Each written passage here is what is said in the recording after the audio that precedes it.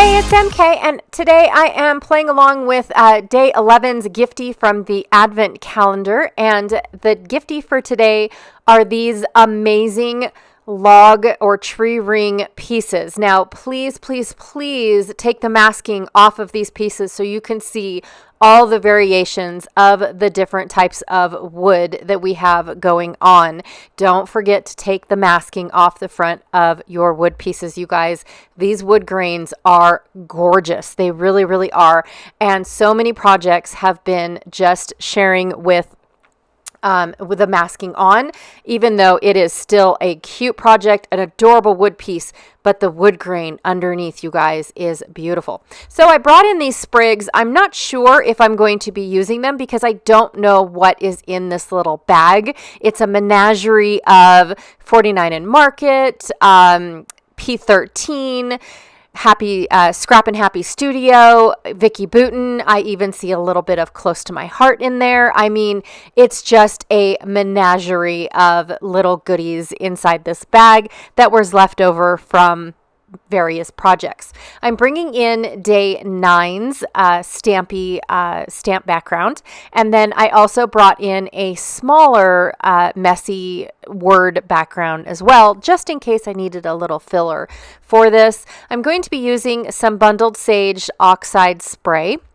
And then I also brought in some oxide or distress ink in Bundled Sage and Rustic Wilderness. I do apologize. I didn't wait patiently enough for my camera to come in focus, and I was not paying attention to the fact that it was not in focus. So I have these 3 adorable photos of a deer family walking across the street just up the road.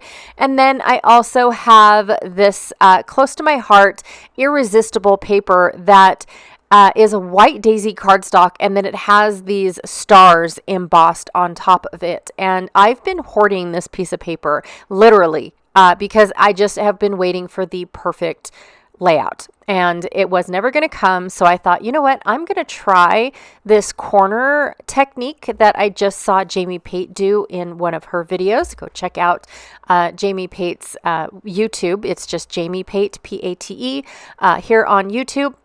And I'm just trying out her idea of it. So what she did was right on her glass mat, I think she used a messy mat. She sprayed her oxides, and then she sprayed them down with water to lighten them. And I did not use enough water when I first dabbed my one corner in, so I added a little bit more water and got the effect I was looking for. But now I'm going to go in and color up a little bit so I can see more of these stars very lightly with Bundled Sage. In fact, Bundled Sage. In fact, it's so light, you guys, it looks to me on camera like I'm not doing anything, but in person, I can see it. So I'm going to take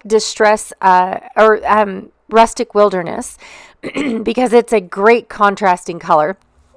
Even though it is the same color family, it is a great contrast. I am going to add this, but I'm going to stamp off so I don't get that bold contrast. I want a very lighter one. And I'm not using a block, but I did have to condition my stamp, and it would have been easier if it was on a block in order for me to condition it.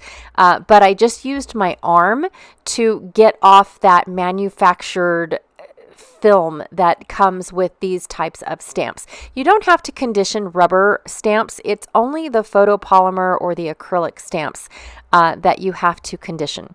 So I'm going to go ahead and rock and roll this one on here as well. And I'm using my finger to try and get specific areas of this said stamp just to fill in a little bit more and whatnot. So I'm going to bring it in closer so you guys can kind of see what I did, because it is very faint. It's just a hint of what is going to be put on this layout. I'm going to try to keep my layout as central as possible. Now, I had to go and ruin the corners by adding in the splatter. I have never had good luck with splattering on using distress oxides. I just don't think that there are the splattering type of ink, because what it does is it goes and soaks in and then leaves a ring around the color that is very unpleasing, or that is very unpleasing. And so anyways, but it ends up being just fine. It dries to the point where I don't even notice it anymore. So I thought I was going to have to cover up, especially that larger blob over on the right, but I didn't end up needing to because it just dried beautifully. So anyways, I've got my photos the way that I want them. Now I'm going to go through my menagerie of goodies. I don't think I'm going to use the flare because I didn't want to bring in any red, but I'm not sure if I'm going to use these blue pieces from P13. Now this is the paper pack that I have. I bought it for its solids. It's got some great stripes in there too. But on the other side, there's baubles that you can fussy cut out, these beautiful greeneries that you can fussy cut out, all the things. And so I took one of the sheets and fussy cut out the poinsettias and these blue flowers and whatnot. And I wasn't sure at first if I was going to use them, but then the more I kept playing and the more I kept adding to this layout, it was like they were meant to be, even though I'm adding a little bit of blue in this layout.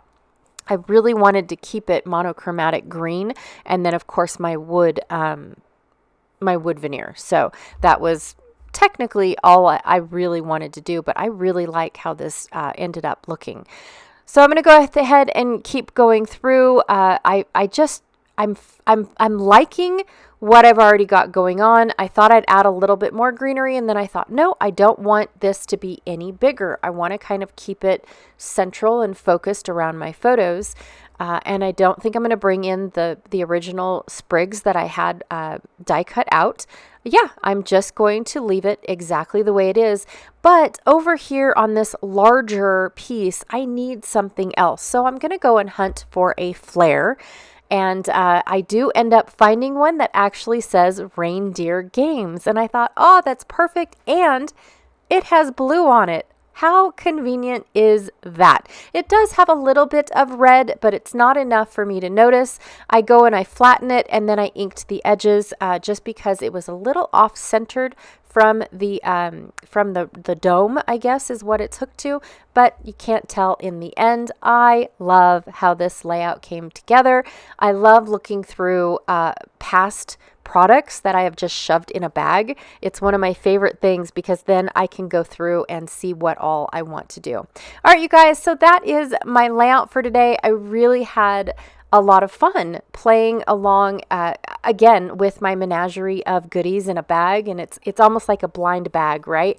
You have no idea what's going to be in there, but you have to make something out of the little pieces. So anyways, I love tree rings, you guys. If you know me, you know I love a good tree ring. So I had to include it in this year's advent calendar. I think I've included it a couple times actually. If I'm being honest. Anyways, again, thank you so much for hanging out with me today. Don't forget to go and check out Janet Fritz's channel to see if she is playing along with the advent calendar or any of the other hops that might be going on today. Just go check out her channel. And again, thank you so much for hanging out with me today, and I will check y'all later.